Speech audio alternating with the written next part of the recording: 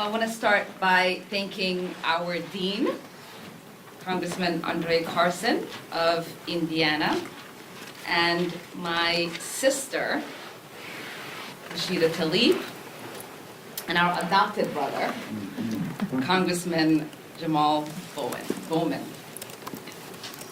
And I want to thank all of you for joining us here today. In the days following the tragic terror attack of September 11, a Muslim EMT with the New York Fire Department named Mohammed Salman Hamdani was reported missing. His mother, Talab, desperate to find her son, appealed directly to the President of the United States. But instead of receiving assistance or sympathy, she received suspicion. Federal law enforcement came to his home and confiscated photos. Local law enforcement put up wanted flyers for him. Their member of Congress interrogated them, saying Salman could be detained if found. The media swarmed their home with one tabloid headline reading, "Missing or hiding," under a photo of Salman. 6 months later, Salman Hamdani's remains and medical equipment were discovered at Ground Zero. Salman, it turned out, saw the smoke coming out of the towers and hurried to the scene to help victims of that tragic day. After 6 months, his name was finally cleared and he was recognized as the hero he was. Not all of us are as heroic as Salman Hamdani, but nearly every Muslim American has experienced this type of suspicion in their lives. 5 years later, when the first Muslim American, Keith Ellison, was elected to Congress, his Republican colleagues sent a letter saying Americans need to, quote, "wake up, or else there will likely be many more Americans elected to office." And he was told on live TV, quote, "to prove that he was not working with our enemies." My own experience was similar. When I first ran for public office, I was told to take off my hijab if I wanted to have the chance of winning my election. I was too Muslim, was the thinking. When I did eventually win, I remember winning my primary, and as people celebrated, worrying that if the Republicans ended up winning the majority, would I get the opportunity to be sworn in? Because I didn't trust that they would lift the ban that existed for 183 years in this country. And I remember getting a phone call the day after my election from now Speaker Pelosi, and her saying, "Congratulations, Ilhan. Is there anything that we can help you with?" And I said, "Leader Pelosi, I am worried that now that I've won my election, they won't let me get sworn in as a member of Congress because I wear a hijab." And I remember her telling me not to worry about that, because in the people's house, that I, as a Muslim woman, regardless of my hijab, would have a place. On my first day, as I got sworn in,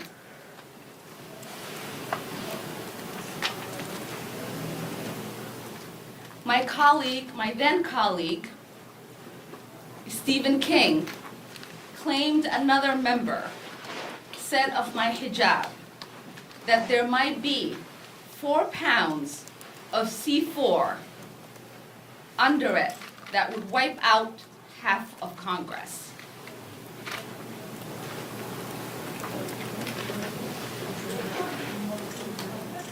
The truth is that Islamophobia pervades our culture, our politics, and even policy decisions.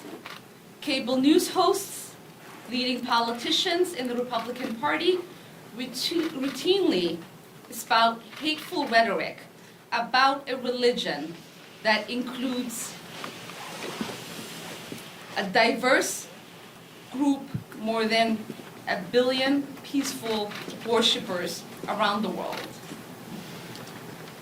This includes falsely claiming Muslims want to replace the Constitution and implement Sharia law, portraying Muslims as inherently violent, suggesting that Muslim women are oppressed and that Muslims hate other religions. But the most pervasive is the constant suggestion that all Muslims are terrorists and should be feared. So when a sitting member of Congress calls a colleague member of the jihad squad and falsifies a story to suggest that I will blow up the Capitol, it is not just an attack on me, but on millions of American Muslims across this country. We, of course, know that this isn't the first incident. In May, she said, "My colleagues and I are politicians with suicide belts strapped to their bodies." She asked if Congresswomen and I should register as foreign agents, invoking a hateful dual loyalty trope. And today we learned that she had fabricated a similar story about riding an elevator with me, calling me and Rashida evil and dark-hearted. I wish I could say the Congresswoman was an outlier, but I cannot. During his campaign for presidency, Donald Trump said, and I quote, "We have a problem in this country, and it's called Muslims." He attacked Khizr and Ghazala Khan, the parents of slain Muslim service member Humayam Khan. He explicitly promised to ban anyone of Muslim faith from the country and then put forth a series of executive orders seeking to do just that. Meanwhile, we have Marjorie Taylor Greene, now a member of Congress, who came to my office in 2019, harassed my staff, demanding that my colleague, Rashida Tlaib, and I retake our oath of office on a Christian Bible. That says a lot about somebody who says she believes in the Constitution, because she obviously hasn't read it.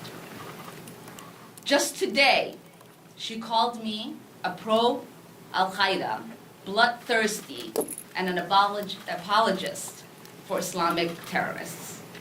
We cannot pretend that this hate speech from leading politicians doesn't have real consequences.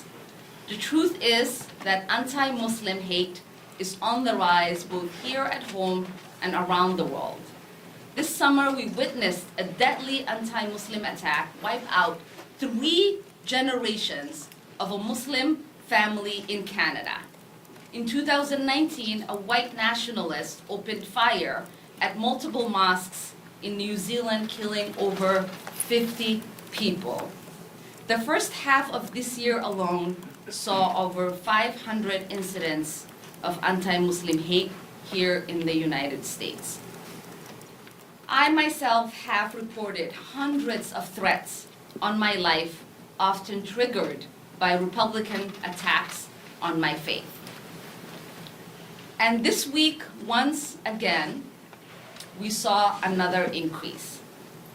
I'm going to play you a voicemail that we received hours after I got off the phone with Representative Boebert after she posted her video. We see you Muslim sin nigger bitch. We know what you're up to. You're all about taking over the country. Don't worry, there's plenty that will love the opportunity to take you off the face of this fucking earth. Come get it, bitch, you fucking Muslim piece of shit, you jihadist. We know what you are. You're a fucking traitor. You will not live much longer, bitch. I can almost guarantee you that. We, the people, are rising up, and you will be tried for a military tribunal, and you will be found guilty.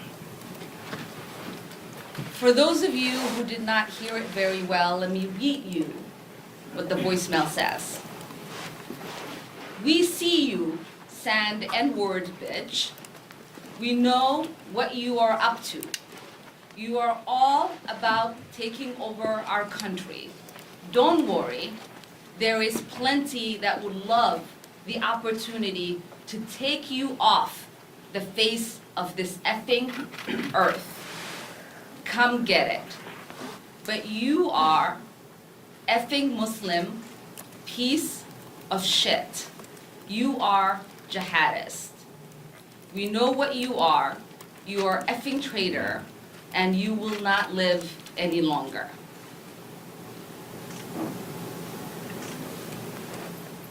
Condemning this should not be a partisan issue.